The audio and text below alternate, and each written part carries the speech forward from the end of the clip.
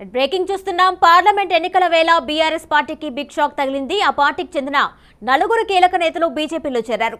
మాజీ ఎమ్మెల్యేలు సైదిరెడ్డి, జలగం వెంకట్రావు, మాజీ ఎంపీలు గోడెం నగేష్, సీతారాం నాయక్ బీజేపీలో చేరారు. బీజేపీ రాష్ట్ర ఇన్ఛార్జ్ తరుణ్ చుగ్, లక్ష్మణ్ పార్టీ కండువా కప్పి వారిని ఆహ్వానించారు.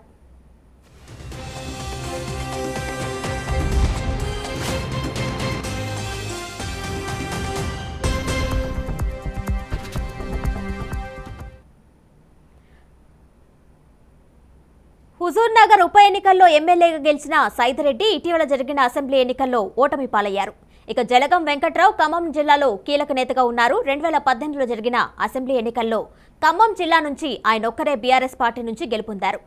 ఇటీవల జరిగిన అసెంబ్లీ ఎన్నికల్లో పార్టీ ఆయనకు టికెట్ ఇవ్వలేదు. దాంతో అసంతృప్తిలో ఉన్న జలగం వెంకట్రావు బీజేపీలో చేరారు.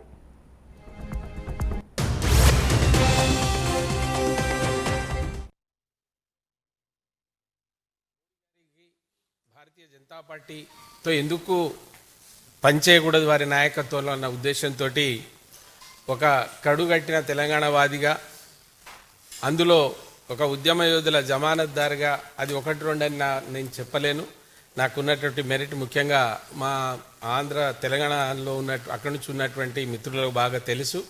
తప్పకుండా మోడీ గారి నాయకత్వంలో పనిచేయాలన్న ఉద్దేశంతో నేను ఆ పార్టీకి నా ప్రాథమిక సభ్యత్వానికి రాజీనామా చేసి పెద్దల సమక్షంలో ఈ పార్టీలో నన్ను చేర్చుకున్నందుకు వారికి ధన్యవాదాలు తెలియజేస్తా ఉన్నాను. ఎందుకంటే కానీ ఇవాళ మేము మరీ మీకు ప్రామిస్ చెప్తా ఉన్నాం, ఒకసారికి అంకిత భావంతో మేము జాయిన్ అయినటువంటి వాళ్ళు ఆ తెలంగాణలో కూడా భారతీయ జనతా పార్టీ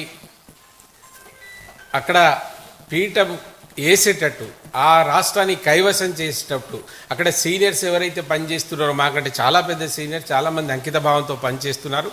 వాళ్ళని గౌరవిస్తూ వాళ్ళతో కలిసి పెద్దల యొక్క నాయకత్వంలో మేము పనిచేసి ఆ రాష్ట్రాన్ని కైవసం చేసి అది డబుల్ ఇంజన్ ప్రభుత్వంగా దాన్ని రాబోయే రోజుల్లో కాపాడుతామని తెలియజేస్తూ అవకాశం ఇచ్చిన పెద్దలకు, ప్రెస్ అండ్ మీడియా మిత్రులకు కూడా నమస్కారాలు తెలియజేస్తా ఉన్నాను.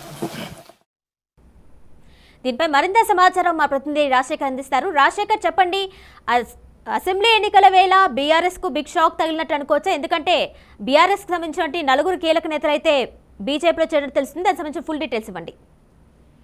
Thank you Kiranmayi.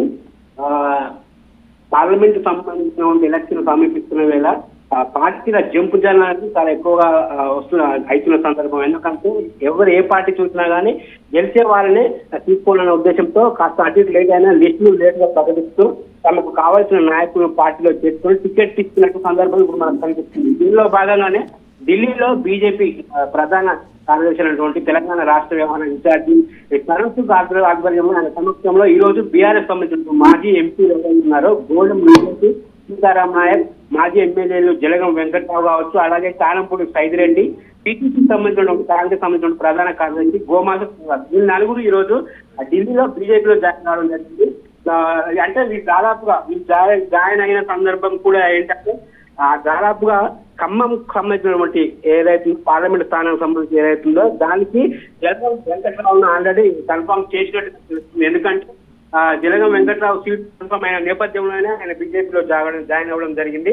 అలాగే ఆ సీతారాం నాయక్ కూడా మహబూబాబాద్ నుంచి, అంటే మన కిషన్ రెడ్డి కూడా వెళ్ళి ఆయన కలిశాడు, ఆయన పార్టీలోకి ఆహ్వానించాడు, మీరు రావాలి మా బీజేపీకి సేవలు అందించని చెప్పేసి అడిగిన నేపథ్యంలో ఈ రోజు ఆయన సీతారాం నాయక్ కూడా బీజేపీలో ఆయన కూడా మహబూబాబాద్ నుంచి టికెట్ కన్ఫర్మ్ అయినట్టుగా తెలుస్తుంది. అయితే సైదిరెడ్డి ఈ నల్గొండ నేపథ్యం, నల్గొండ సంబంధించిన వ్యక్తి కూడా కాబట్టి నల్గొండకు కూడా ఒక బలమైన నాయకులు ఎంపిక విషయంలో కూడా వీళ్ళు తీసుకున్నట్టుగా తెలుస్తుంది. అలాగే కోడెం నగేష్ కూడా ఈరోజు జాయిన్ అవ్వడం జరిగింది. కోడెం నగేష్ ఆదిలాబాద్ సంబంధించినటువంటి మాజీ ఎంపీ, గతంలో బీఆర్ఎస్ లో ఉన్నారు.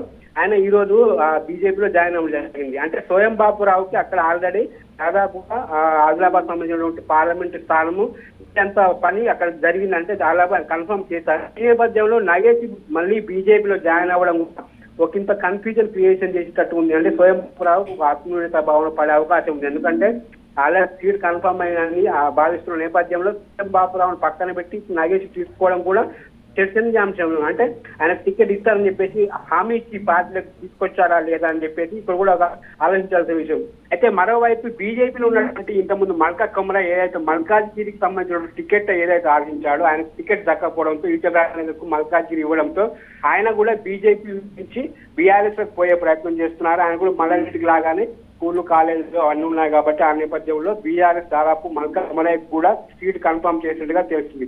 మొత్తం ఈరోజు అయినటువంటి జలగం వెంకట సీతారాం నాయక్ అలాగే సైదుడి వీళ్ళకు కూడా దాదాపు సీట్ కన్ఫర్మ్ అయిన నేపథ్యంలోనే బీజేపీలో జాయిన్ అయినట్టు తెలుస్తుంది కిరణ్.